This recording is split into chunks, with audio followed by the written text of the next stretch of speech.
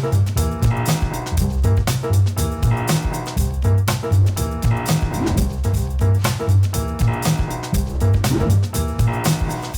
morning. Welcome to Kashish Paradox, powered by Kvex. Every once in a while, we meet business people's successful personalities, but we meet less people who could bring change for others, bring such opportunity for others that can change their overall life perspective and the career. Today, we have some of them, or let's say one of them, those individuals who have created such opportunities in the world, internationally from Nepal to United Kingdom all across, which going to make things on a different level.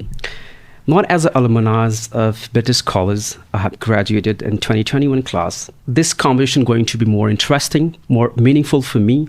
We not only talk about the achievements, we're going to delve into something that's going to make different kind of change to the audience. Someone who have crossed the borders, someone who have done something incredible, bridging Nepal to United Kingdom in terms of education, in terms of career development, in terms of entrepreneurship and personality. Mr. Kandel, welcome to the Kashish Paradox, and thank you so much for accepting our invitation. Thank you so much for the opportunity. I'm really delighted to be here with you this morning. Okay, so I would like to get started with a very unusual question at first. Basically, people ask, introduce you as the titles, CEO, entrepreneur, and education tycoon. If I ask you, if you remove all the titles, how would you introduce yourself? Oh, that's a very good question. In that case, I'm just a boy from Nepal. Especially, I was born in Chitwan. My parents moved from Bagluk to Chitwan. So I'm a boy from Nepal. Very initially, wasn't sure what I was gonna do in my life, but due to various sort of challenges and opportunities, then I have moved to UK, but I'm just a normal Nepali person who is always keen to make some impact in society and help other people. And that's what I am. Just a simple person, always keen to help, create opportunities for other people. That's what I am. Okay, but the thing is that we all belong to Nepali and we have a Nepalese mindset, and of course everybody try to build something bigger, but one in a million could able to pursue that.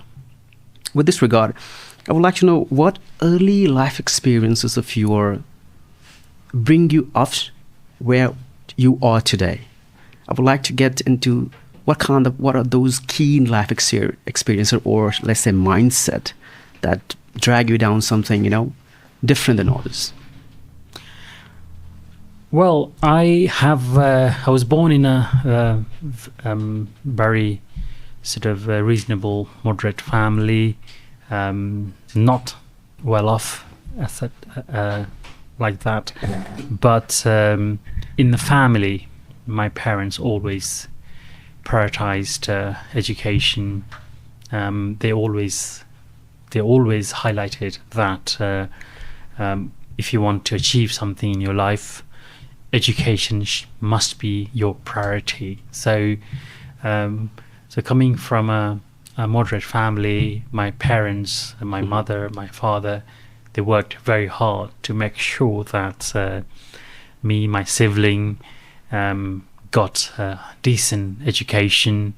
They put us through. Initially, I went to a normal government school. Really? Later on, I went to a community school. But also, my parents did send me to Kathmandu from Chitwan, so that I will get better education and probably will be more focused in my education. So there was the early childhood wasn't luxury for me at all. It was difficult because of limited resources coming from not so well off family.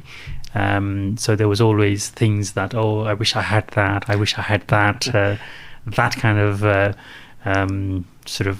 memories are there. But I guess regardless of that, I did grow up in Chitwan.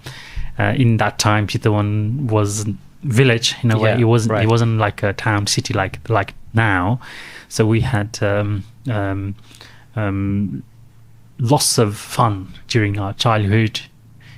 So I didn't have luxury or the toys to play with, but I had everything else. I had a village where I could go around. I could go for swimming with my friends, my mates. I could climb trees, and I could go for fishing. I could go to my local. There was a big farm in front of my house. It's called Egepuri Farm. And during the season, we used to have lots of fresh organic mangoes, lychees. We used to sneak in through that farm, steal those mangoes, sometimes climb the trees, eat all as much mangoes as you can until you're fully satisfied. and then we used to have the security guard used to chase us for being naughty, stealing into mangoes. So I had lots of fun like that. So I didn't have all the luxury, didn't have toys to play with, didn't have other things. But as a village boy, I had all the fun I could have, and those are all wonderful memories I still carry. That's beautiful. I'm kind of getting into that imagination how adventurous your life was, regardless of the scarcity you mentioned, right? But I believe that having this kind of, I would call it opportunity, everybody don't have that. Growing up in the urban city don't bring this kind of, adventure that you just mentioned. I would like to know how those adventurous experiences added value later on in your life. Does that make any sense? Or it was a time that passed away, you had fun. Is there anything that adds value of all those raw experiences? Well, as they say, all of these things shape you as a person. So raising, growing up in a village, and then having that sort of bonding with the whole villagers. So it takes the whole village to raise a child. That's what they say. So during that time, we all used to look at each other. So my friends from neighborhood, myself, each other, we used to look after each other and help each other out. So I believe growing up in this kind of environment did help me to kind of experience life, a genuine life without those kind of people are never happy no matter what they have, but when you have nothing, then you're still happy, you're still having fun. So that kind of helps you, I guess that makes you more resilient in the future, later in your career. So all of these kind of shaped me. So now I have growing up in a very simple family in a village, and seeing the luxury of Western life in Europe or America, all the luxury I've seen, and then I've been through a very simple, plain life from the village. So it kind of makes you like humble, I guess. That kind of makes you the humble person. Yeah, I think it's bringing also polarity into your career development, or let's say overall journey that you have passed through. I don't think it's getting me as a part of the British College. We all know that you graduated from UK in computing, and after that you did MBA, one of the reputed university, and then you start bridging Nepal to United Kingdom, and everything started all across, right? I would like to know that what is the core mindset behind it? I would like to again revise it, because we all have that kind of dreams that we're going to connect, we're going to open the opportunity internationally. But the way you come across all the journey, it seems to be impressive. But I know that in the background, it's not as simple as it seemed to be. I would like to know a little bit of glance of those struggles that you have gone through, so that the audience would know that, okay, this is not what I see it from the surface level.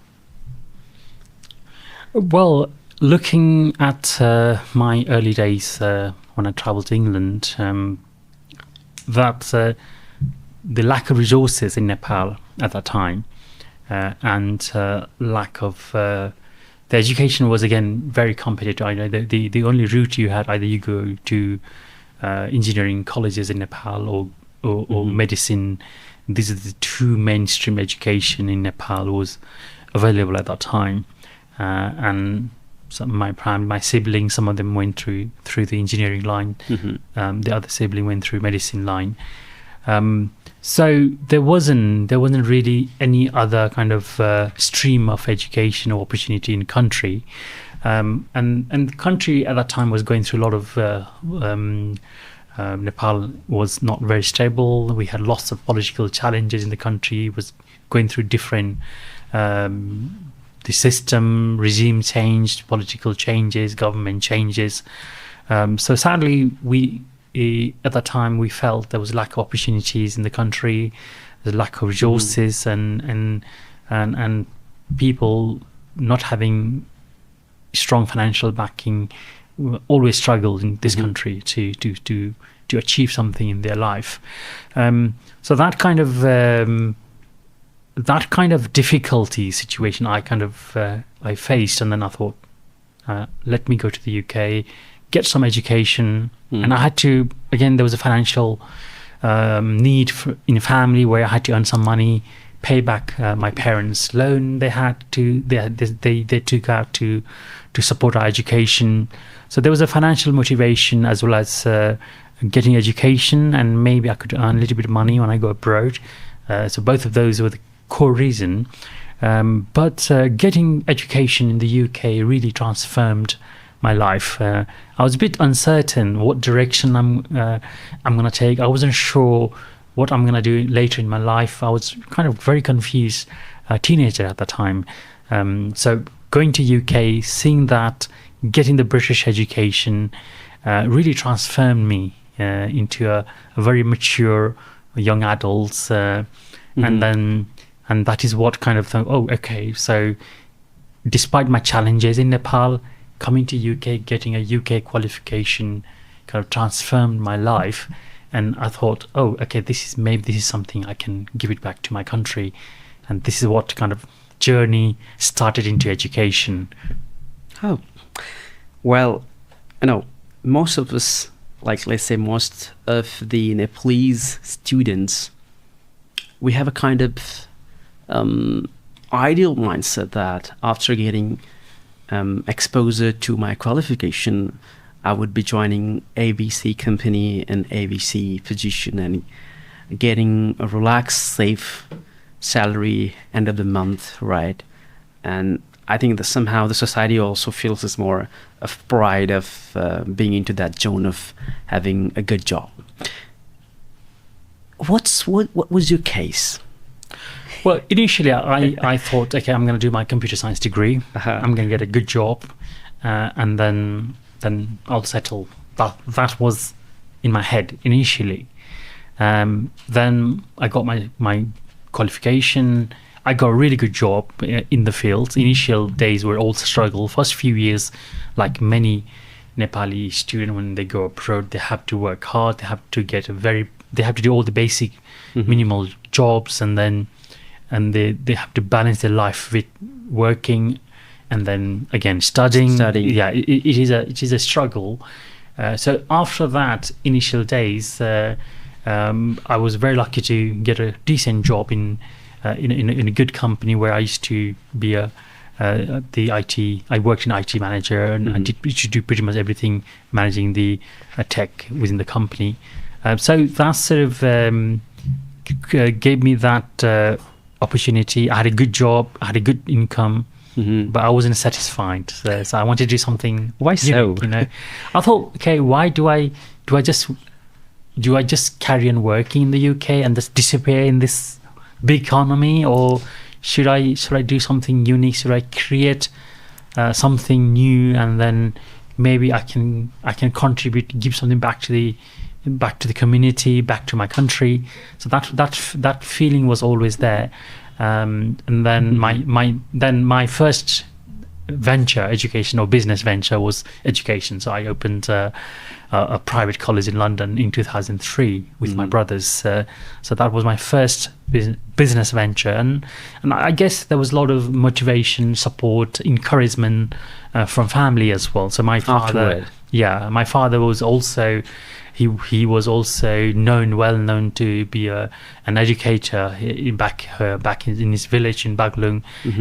He was the first graduate from India to come in his village and set up a schools and then run schools, help the villagers.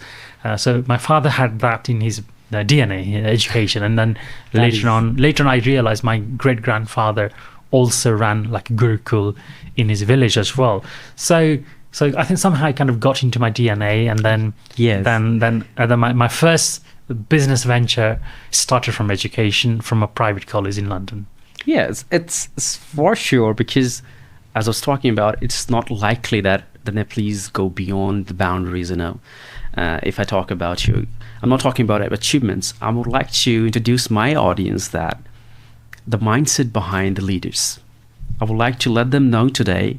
I would like to unveil those journey of yours where my audience and me as well can learn how you should pursue as a leader. What is the core values to set the business, right? Or let's say being a great personality.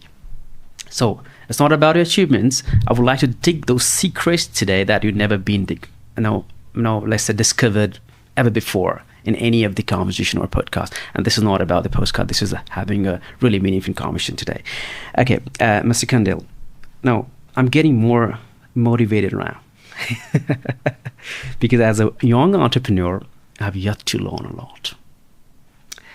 And now come to the point of the mindset of Nepalese. We're not going to make negative points, but to get to understand that, what is something that becoming the obstacle, becoming the evidence for our growth, like becoming the great obstacle towards the great success of Nepalese mindset, like because we all are struggling a lot. Why every time Nepalese mindset is sticking with struggle is an important part of success, but then keeping on to the same journey is not going to make sense, right? What do you think? What is the core obstacle in terms of mindset of Nepalese? Well, I believe this is just you as a individual. You have to believe in yourself. So whatever is your goal, whatever is your ambition, that you have to believe in yourself. You should have some faith, and then you really have to work towards it. And I guess that's sort of the journey. Also, in that journey, you need to build some sort of confidence. That will all come after working hard.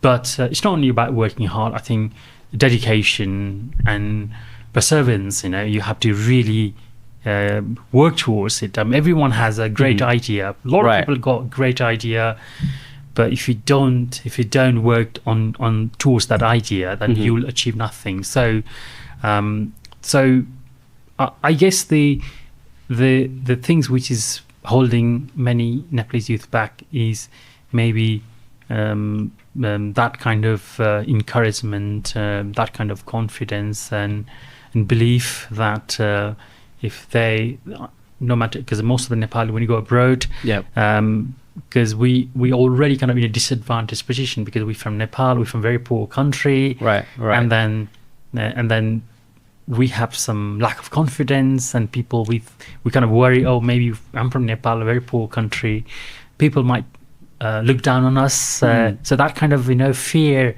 we have in our mind, and these kind of thing kind of holds you back.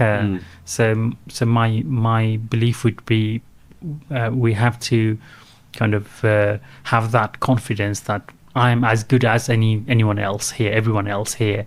That kind of sort of confidence you have to kind of build in yourself.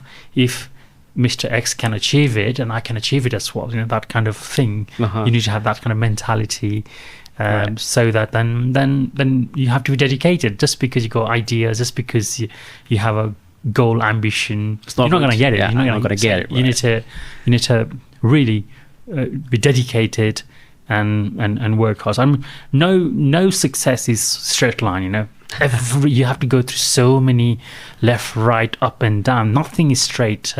You really have to work hard, and sometimes things may not work out. You may have one idea that may not work, and then you may want to try different ideas and some experimentation. Yeah. So it's always good to test your ideas.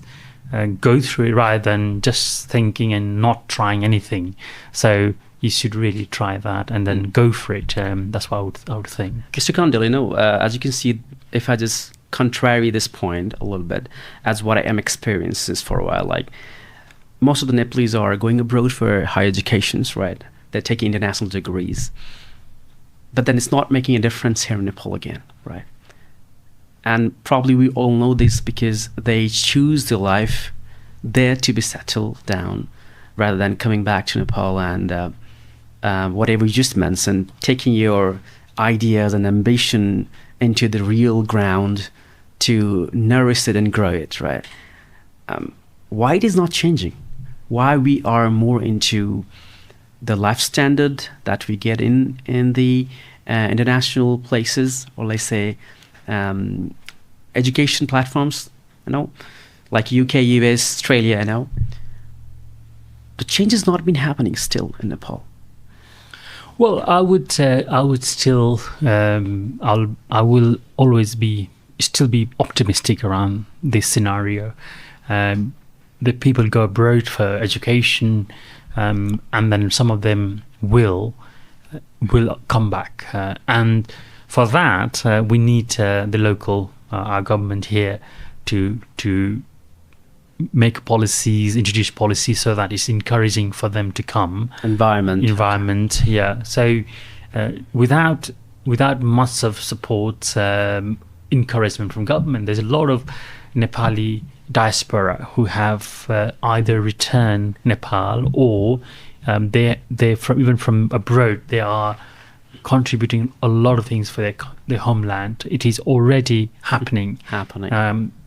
It's sad to see such a large number of people leaving country. That is not right. I think for any country, having your 20-30% of your youth force leaving country every year is that's kind of disastrous. So we really need to do something about it, which is the opportunity we need to create in the country. For instance, that working in education sector, I've been lobbying with the various platform where you need to improve our education in country. You need to create that sort of. We need to let all the top university come and open a campus in this country. We need to make our policy much more relaxed so that the Nepali student can get high quality education in Nepal. There are if we see around 120,000 students leaving country to study, right. and on top of that, there's around 15,000 Nepali youth. They go to India, Bangladesh to study each year. Those who want to go Western country maybe for money, they want to earn money, but this 15,000 students going to India and Bangladesh, we should open all these universities in Nepal so there was no need for them to go. And at the same time, out of those all 120,000 who go abroad each year, some of them are going because they don't have that quality, that options in this country. Right. So that is something that we need to create environment, and then we need to create a sort of ecosystem where the youth will get job in Nepal as well. In entrepreneurship, we need to support the startup culture in country. I know the things are slowly happening, but there are lots of things to be done. So the young graduate from Nepal can get support from local community or government that they can start the venture in Nepal. So things are slowly happening, but we need to do a lot more so that we can hold back our cream of the country, that the youth of the country, though they remain in country. Even though they go abroad, they come back in the country, they see there's opportunity back home. So that is something we need to create, and this is a long game. And then there's a challenge that from my personal level, I'm already doing whatever I can, and I guess there's a lot of people like that, like me, are doing it, because I'm trying to create lots of jobs in Nepal. I have a tech company that is also creating jobs. All my education ventures creating jobs in Nepal, and then trying to hold back the youth in Nepal. But there needs similar kind of push from the policy level, government level, and then that would really help, because I know that going abroad is pretty common. India, even from India, people go abroad. From China, they go abroad. The proportion of population, youth population, and the percentage of people going abroad in those countries not that significant if you look at the population proportion. But Nepal, being a small country with that population, we have about more than 20% leaving country each year. That's very concerning. Yeah, right. Right, exactly, Mr. Kandel. These things sometimes become one of the factor of demotivation. Sometimes it's not like every time. It depends on your mindset level as well, or let's say your dedication level towards working. Now, what is something? What I felt personally, being graduated from the International University, the British College, I exposed myself to a lot of opportunities for sure. But then when I come to the ground, real war zone, I felt like something, as you mentioned, I will not go directly into the point, but I hope you understand and my audience will get it, right? I didn't get that environment, right? I have skills, I have exposure, I have all those necessary talents to build something which I carry the business mindset from the very beginning of my teenage, because my family is like kind of coming from the business background, right? So that was, again, also in my blood, not to stacking myself with a job. It's not about me, I'm talking about how it's come across. I didn't get that environment. I struggled for around 5 to 6 years, juggling with a lot of things. And then I start with that dedication level, I could able to set up something. And now, in the present time, I could say something I'm building, or let's say we as an entrepreneur building from different generations, right? We're in the table right now, we are entrepreneurs trying to build something with different generations. So what would you like to suggest to the new generation trying to build as similar as yours in this new generation? Well, again, the other things, I'm very happy, very proud that one of my own graduates he's actually doing so well already. I had to go England, live so many years to improve, because the first time when I went to England, I couldn't even understand English they were talking, and my English they couldn't understand, their English I couldn't understand. So it took so many years for me to learn the English in England, but your English is perfect here. In Nepal, studying, you have managed that. So the opportunity I didn't have, you got it, that opportunity already. And then again, you got a good degree. So the education you got here in Nepal with the British College and the international curriculum, you were exposed and that's something has really kind of made things much more easier for the new generation compared to my time. So something is happening. Something's happening already. So the new generation would have better opportunity than that we had. So they need to see that, and there are some other initiatives happening. I can see it's all happening around in Nepal as well. For instance, the British College, we have incubation center. Right? Yeah. Right. So we I've really been keeping in touch myself with that as well. So we have a real support for our students and alumni to, if they have any great business idea, we kind of support them in nurturing with those ideas, and sometimes we help them with some seed investment as well. And I see those kind of initiative around in country, in Nepal.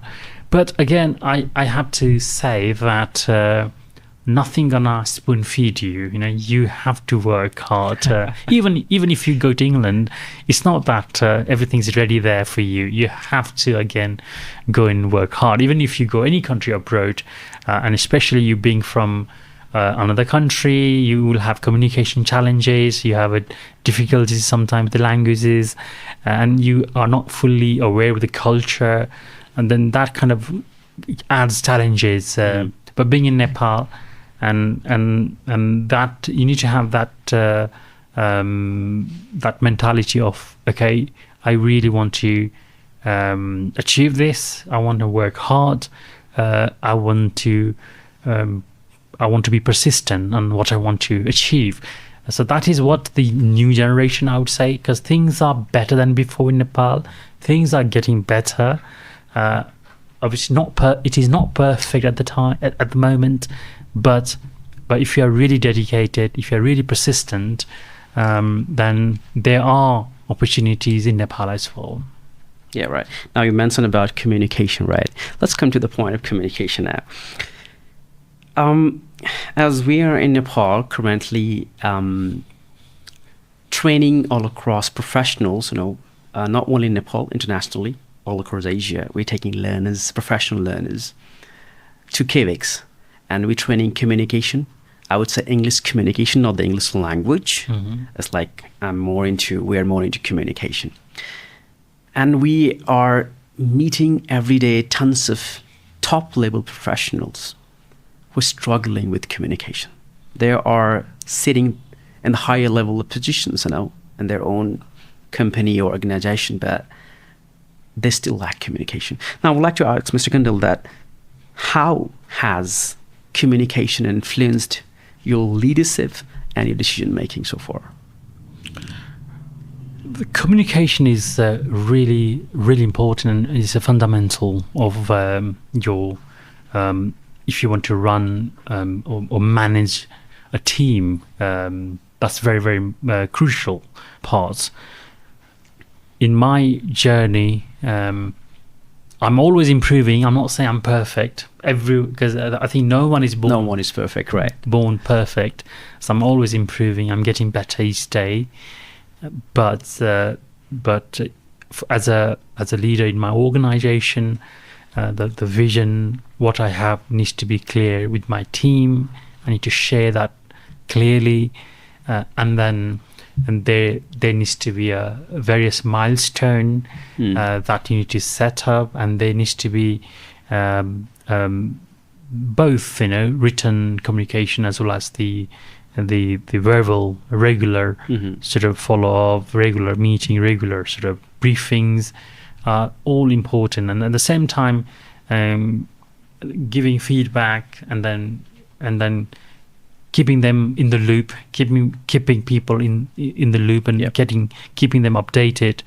So it kind of aligns everyone towards the. So you mean to say this all required good communication skills? Absolutely. So without communication is such a crucial part. It affects everything: your personal life, your family life, your business life, your career life, everything. It affects communication. So there's lots of books you could read about communication. I know when you do a degree, you probably study some part of the communication as well, but you could always get better in communication.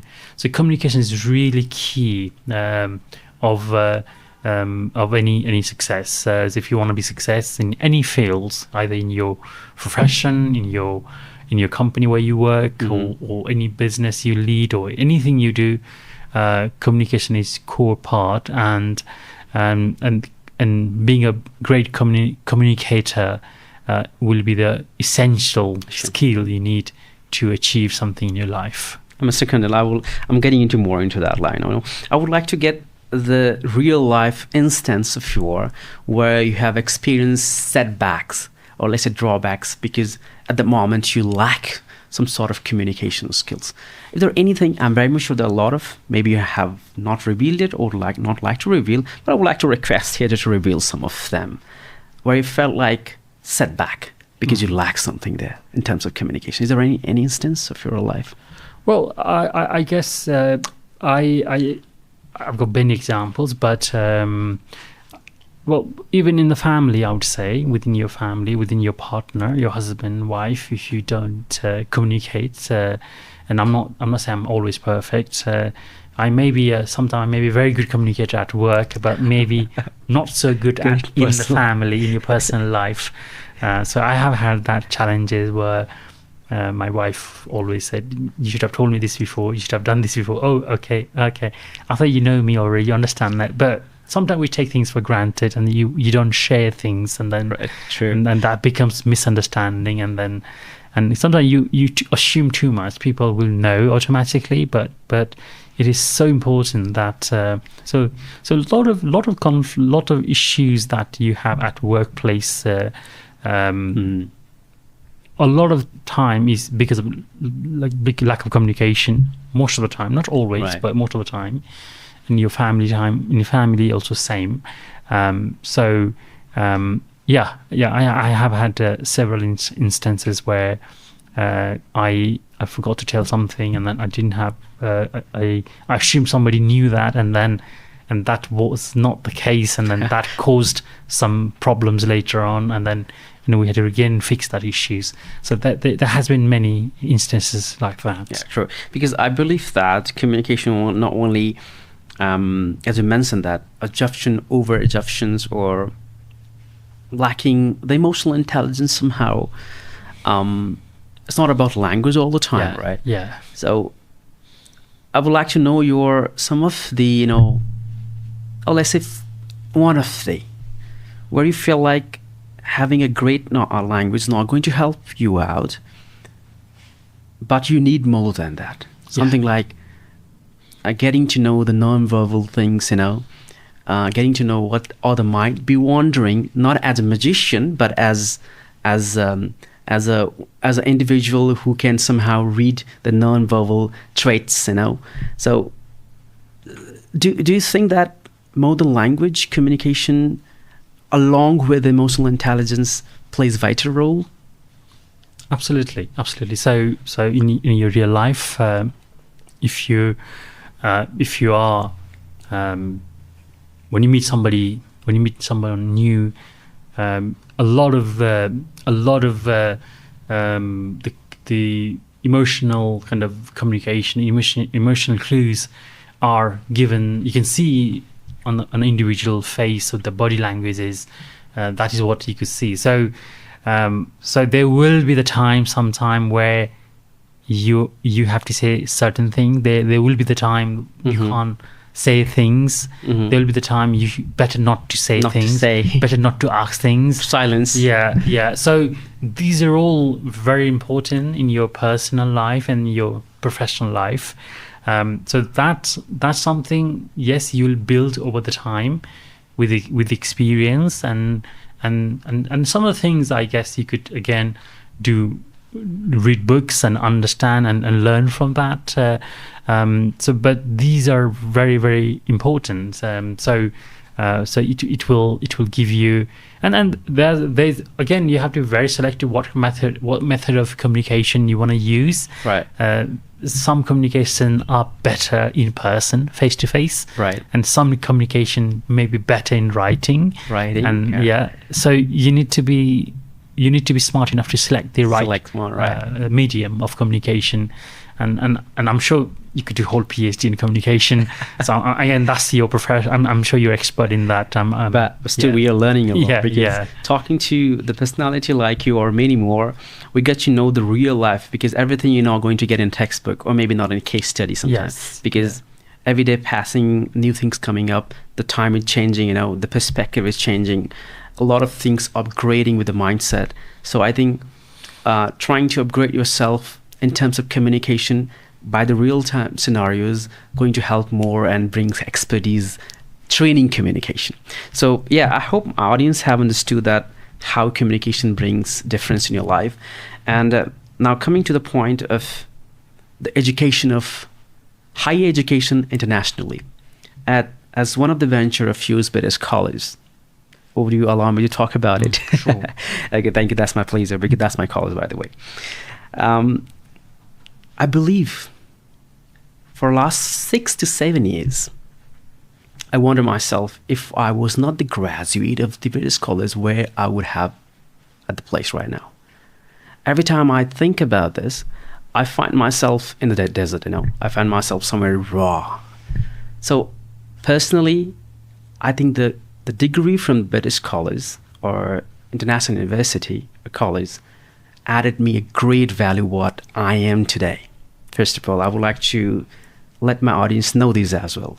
Without a degree, exposure from my college, I would not have talking to Mr. Kandel right now. So you have been facing a lot of challenges from the student currently. I think so. Is there any planning to add some programs at any of your education venture that would be more on communication or similar to communication, or any personality development mindset, or any, let's say, psychology, I would say? Is there any planning? Right. So we are currently focusing on the program like business, accounting, computer science, tech. These are the main faculty stream we focus, and most of our degree program, especially the business degree program, does have a lot of element of communication built into the curriculum already. On top of that, we run various kind of guest lecturing. There's a summer school, summer courses, additional courses we run during summertime, and also we have a dedicated this internship placement department who also support our students how to communicate during your job interview, how to prepare yourself in a job interview, what to say, what not to say, how to show you what to do, what kind of body languages you should be showing. So these kind of supports are given to our students already. Where we recently, unfortunately, yes, we had some incident which was like any bigger organization, you might have one or two situation where we unfortunately was kind of again, maybe lack of communication, or maybe lack of some maybe some people were influenced by a wrong type of people. Nepal is very competitive, and then things are not always ethical. The competition is not ethical in this country. Sure. So sadly, one or two of my ex-students were badly influenced, and then I think they kind of made some error, and then again later on we kind of fixed the problem. But as an institution, we've been running in Nepal, British College running for the last 15 years, almost 16 years now, and we have had wonderful graduates, including you, including me, and they are so successful, and they have achieved so much in their lives. So we're very proud of them, and we have, those are the evidences what we are. And like every institution, we're not perfect. We're always trying to make it better. So which we are on that journey, and we have been vetted by international quality standard organization like British Accreditation Council came and inspected us. So we have that kind of mentality of always improving ourselves, always do better than what we did last year.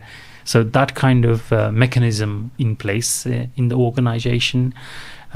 In terms of program courses, that is something we will introduce based on the market demand. So if there is a demand in the market, we can introduce the program catering that sort of demand. And we're always looking at what else, what are the new things we could bring in Nepal, for instance. We are the first institution to bring AI bachelor's degree in Nepal, and we also have a data science program, cybersecurity program, apart from the normal business MBA program. So there's lots of things we do, and we are the first institution, or only institution, who have invested and who work towards the United Nations, that the social impact, the green campus initiative. So we are working on the green campus initiative. So we are always kind of innovator in those sort of things, but always, again, there are things to improve, and we are working on it, and based on the demand and the need in the local market, we will introduce more programs in the future. Being a part of, like I said, the British Scholars, I would like to emphasize something here. It's always make me feel pleasure and pride enough to see that how you are, I would like to say you here, you are trying to bring new every single time in the market with the sense of welfare, not only taking as a business perspective, but also to make or bring change in the society or community or in the country. So it's making me feel full of that, glad feeling inside me, make me more feel, positively aroused that my colleagues, or let's say the team of my colleagues, is trying to do and achieve something in the very first time in Nepal, or let's say someone who initiates the thing. So I would like to heartfelt thank and extend my gratitude to you and all the team who might be watching after this recording, to the team, to the British Scholars team, to overall your team in the background, to bringing these things in Nepal on behalf of whole Nepalese. Thank you so much. Okay. Really appreciate that. Okay, Mr. Kandel. Now there is a problem we all facing as a new generation these days.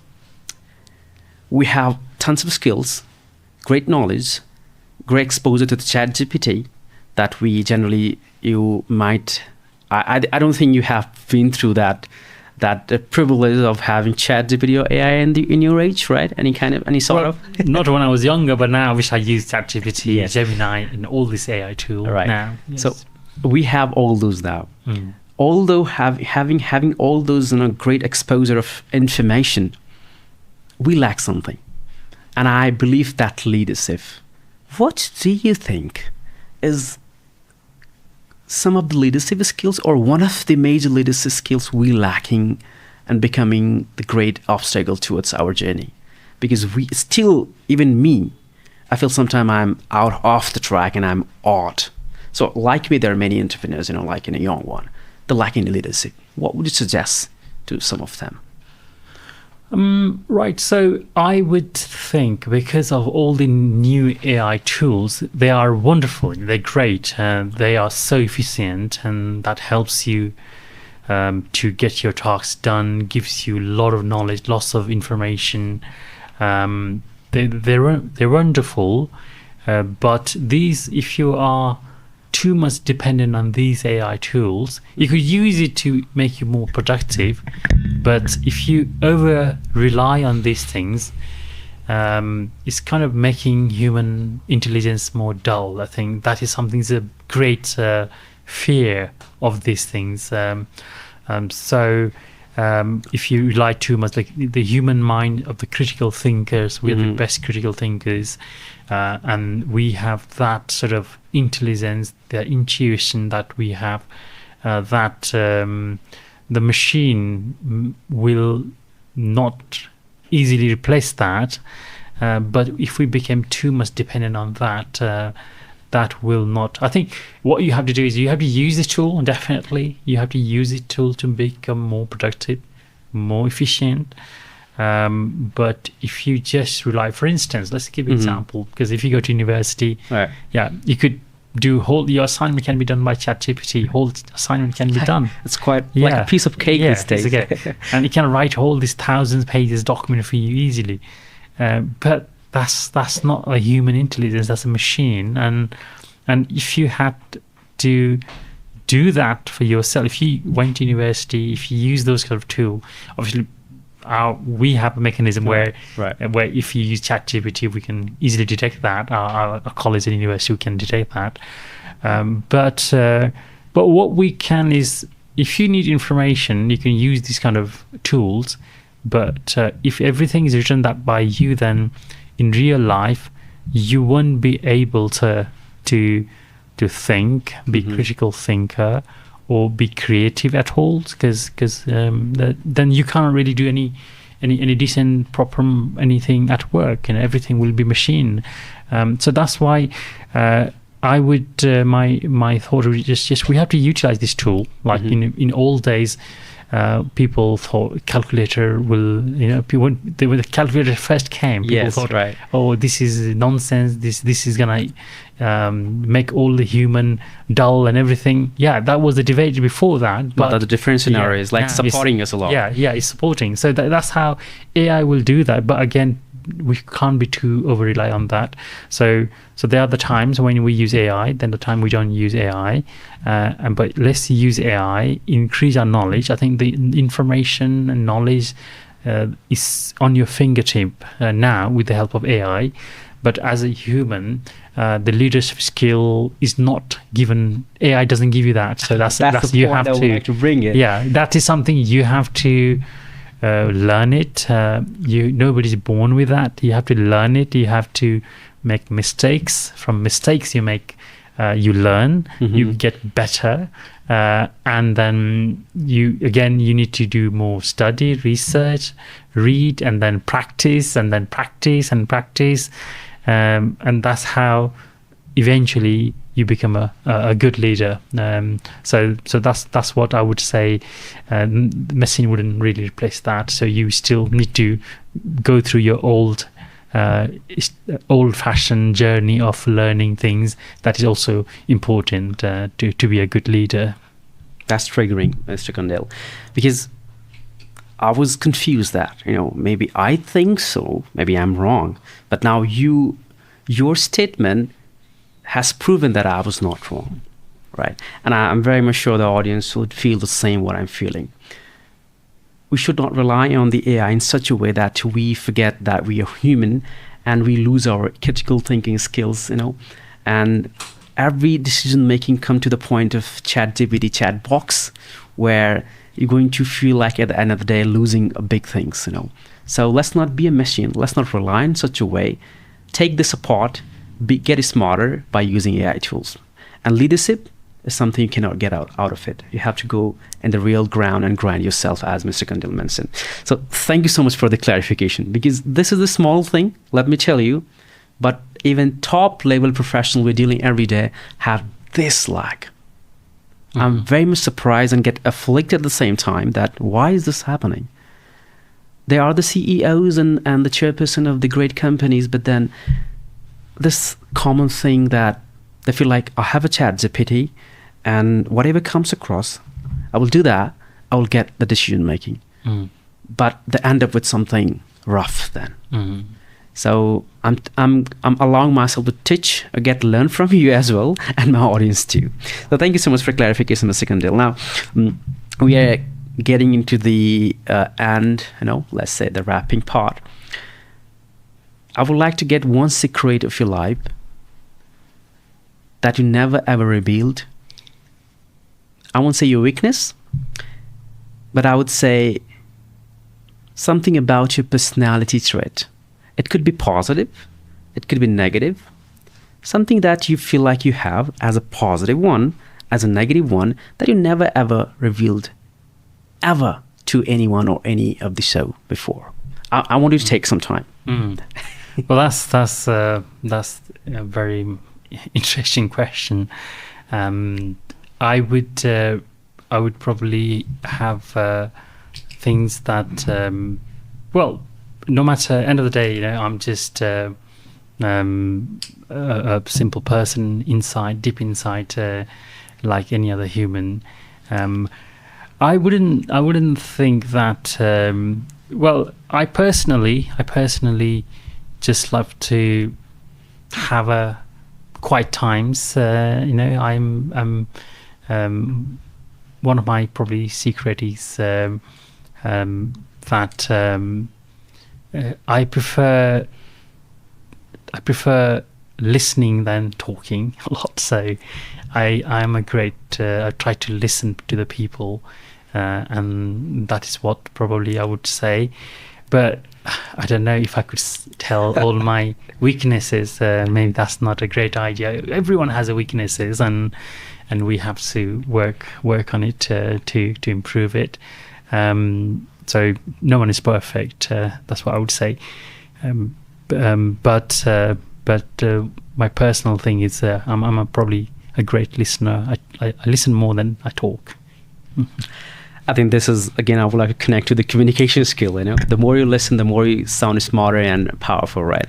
And someone who cannot listen properly cannot communicate well. And I think this is one of your secrets. That's why you're here today. Okay, now we are going to the phase of rapid fire, in which I will be giving you a single word, and you will be saying something about it within like 2 to 3 words, or let's say one short sentence. So I would be bombarding you with random words, and you will be saying something on it, like very small sentence or 3 to word sentence. So you give me a word, I'll use that word to make a sentence. Yeah. So on it, it's about you. What you think about that?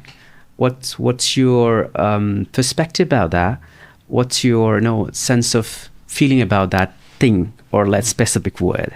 Okay. I'll try. Yeah. You put me on spot, but I'll try. Yes. Okay. Yeah. So ready? I would like to go with the first word, leadership. Leadership is something you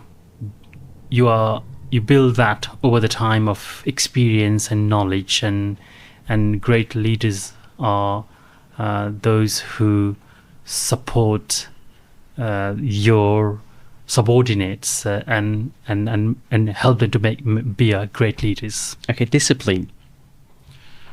Discipline is essential things in your life to achieve anything, either education, study, business, profession, family.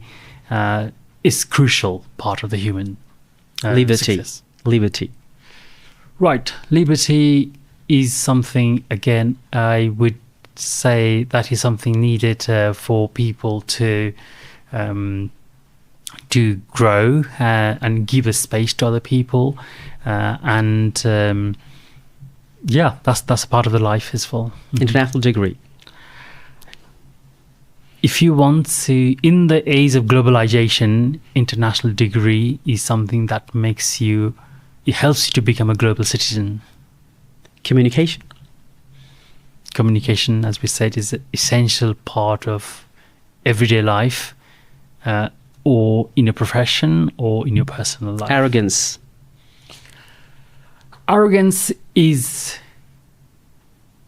not a great thing that will help you to succeed in your life, but maybe sometime you could use arrogance as a good tool for you to focus and maybe achieve whatever you want to achieve. Yeah, in a positive way, if you use a positive way. Yeah. Thank you, Mr. Kandel. That was lovely. The way you take, especially the last one, arrogance, as a tool to focus, that's impressive to me, because I personally use that way sometime, not in a negative way. Okay, so we are getting close to the end of this conversation. Now, is there anything you would like to put to audience, or personally to me? I would love to hear, or you can also question, if there are any, before I jump into the wrap point. Okay. Well, I am also quite curious about what kind of motivated you to come to this field of communication or host the podcast, and what was the motivator for you to do these activities? Thank you so much for the question, Mr. Kandel. That was lovely.